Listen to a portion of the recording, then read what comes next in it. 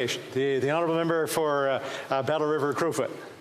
Thank you very much, Mr. Speaker. And I rise, and it's troubling that we're forced to have this discussion in this place, because I think that it speaks to, and I will reference another privileged discussion that I observed a number of years ago under a previous speaker, under a previous government. And the reason I reference it will become very apparent shortly. But Mr. Speaker, it happened to be a discussion. It was actually an NDP member at the time when they were in the opposition benches as the official opposition, and former Prime Minister Stephen Harper and the then Conservative government. There was a discussion about the privileges of a member being violated because the security guards did not allow ease of access to the chamber in the old centre block, which of course is a little bit different circumstances than we are in now. But there was an extended discussion that took place about this particular NDP member's ability to access the House of Commons, and in the likelihood that that ability was hindered in any way, that would have been a violation of that member's privilege. A privilege that is guarded so dearly, and for most watching, they would see the idea of a question of privilege and probably have many questions about what is the big deal. But when it comes to the privileges we have in this place, they are so carefully guarded, because that is by the mechanism for which we are able to represent the people that send us here and perform the sacred duties that we are. So, Mr. Speaker, when it comes to the discussion that took place on that that question of privilege, for a few moments that an NDP member was not able to enter this place in a timely manner, which could have led to her not being able to perform her duties. There's a direct correlation to the discussion that we're having here today, because the honourable member for London Fanshawe, I believe, on a point of order. I think you know what I'm going to say, Mr. Speaker. You have already ruled on this. You have asked for this debate to end and for us to continue on with business as is supposed to come before the House. So I would ask that happen now. I will caution the honourable member to really get to the point, because there are a number of things I want to get moving on here. We're already an hour, or a little over an hour into this point of privilege. I do want to give it its due time, but I also want to be able to take it back to make a decision to be able to render back to the House as soon as possible as Deputy Speaker. The honourable member for Battle River Crowfoot. Thank you very much, Mr. Speaker. And I find it interesting, and not very often will I defend the NDP whatsoever, but Chair, the fact that the NDP would be opposed to the example to which it gets to the very heart of what we are discussing. Now, in that case, it was the physical.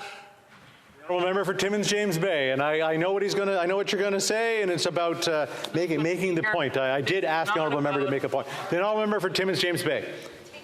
We want to hear a ruling. This is a serious issue. What I'm seeing, though, is it's like allowing a free pass to just take shots, partisan shots that are needless, Speaker. So if we're going to have a chamber that does the job of dealing with something as serious as this, I want to hear a ruling. I don't need to see this descend into this kind of partisan gamesmanship. So, Speaker, I'm asking you to put the proper focus here.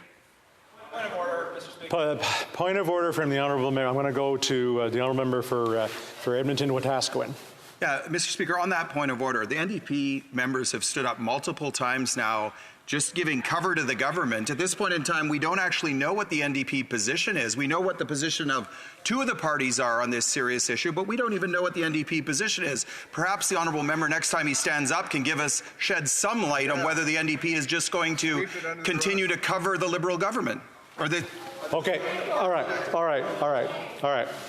I'm gonna chop off and go to the next individual that wants, and I do. We're down to our last speakers on this particular one, because I do want to cut this off, because I am fully aware the time is going by. The honourable member for Selkirk Interlake Eastman has a comment. Yeah, on this question of privilege, I just wanted to provide some extra information, because like everyone else, I was shocked when I saw the speaker in his robes addressing a leadership convention. And so I just wanted to look at the use of House of Common resources as described under the bylaws of the Board of Internal Economy. And under parliamentary functions, Clause 4, subsection 1, it says the funds, goods, services, and premises provided by the House of Commons to a member under the Parliament of Canada Act. This bylaw or any other bylaw made under the Act may only be used for carrying out the member's parliamentary functions. Wow. Then it goes on to say partisan activities, subclause 2. The funds, goods, services, and premises provided by the House of Commons to a member may be used by the member for partisan activities only if those activities fall within the parliamentary functions of the member. And then it goes on to say not parliamentary functions in Section 3. For greater certainty, the following activities when performed by a member are not parliamentary functions. Clause B then goes on to say activities related to the administration, organization, internal communications of a political party, including participation in a party leadership campaign or convention, solicitations of contributions, and solicitations of memberships to a political party. Wow. So, and it goes under precision. For greater certainty, a member's parliamentary or constituency office shall not be used as a meeting or organizational location in relation to any of these activities referred to in subsection 3. So, Mr. Speaker, this is very clear that all of us are prohibited from using our House of Commons resources, including our staff, including our premises and being our offices, for any partisan activity. And here we have the Speaker himself using his office, dressed in his House of Commons Speaker robes, addressing a Liberal provincial leadership election. And Mr. Speaker, that is, in my case, and I lose complete faith and trust in this Speaker for violating the rules that he is supposed to enforce himself. I see the Honourable Member for Battle River Crowfoot. Maybe the Honourable Member for Battle River Crowfoot. Thank you very much, Mr. Speaker, and I appreciate the intervention by my colleague from Manitoba. But, Mr. Chair, I would simply say this when it comes to the role that partisanship does play in this House. Because I of course, among many others, are known for their partisanship.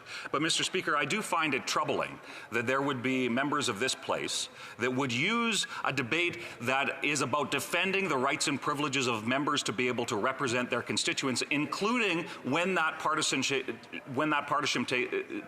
takes place, Mr. Speaker, which is why I very carefully selected the example I did about a NDP opposition member's ability to access the chamber. So if I could, Mr. Speaker, just make that quick connection to the debate that we are having here today. Whether it is a member's physical ability to access this place, I know all members, if they look on the back of their ID, they see that very clear rules of privileges and what parliamentary privilege means in terms of accessing the parliamentary precinct. But, Mr. Speaker, that goes beyond simply the physical ability for us to walk into this chamber. It needs to ensure that members are able to, in an uninhibited fashion, be able to trust the institutions and infrastructure of this place, including the role of the Speaker as the arbiter and a non-partisan voice that does not take preference over one another's. And, Mr. Speaker, to sum up this very, very quickly, the actions of the Speaker have called into question whether or not myself or any other member of this place can truly trust the actions of the Chair to ensure that the role of the Speaker and the sacred obligation that has within our parliamentary system is maintained. Because without that, Mr. Speaker, it devolves into something that truly does abuse our privileges. Okay. The Honourable Member for Selkirk Interlake Eastman. Yeah, Mr. Speaker, just add in on the bylaws. I should also draw your attention to Section 7, which says, except as may be approved by the board and subject to subsection 2, a member may not use funds, goods, services, and premises provided by the House of Commons for the benefit of any person, association, or organization, or for the promotion of a product, service, or event of any person, association, or organization. This is very clear, Mr. Speaker, that when the Speaker addressed the Liberal Convention just this past weekend, that it was to the benefit of a third party, and there needs to be actions taken to reprimand that from ever happening again. Okay, I thank the members for their interventions on this one. I believe I have enough to go back and look at. I'm going to come back to the House on this one. There is a fair amount of information to look at, and it is incumbent upon me to come back as quickly as possible.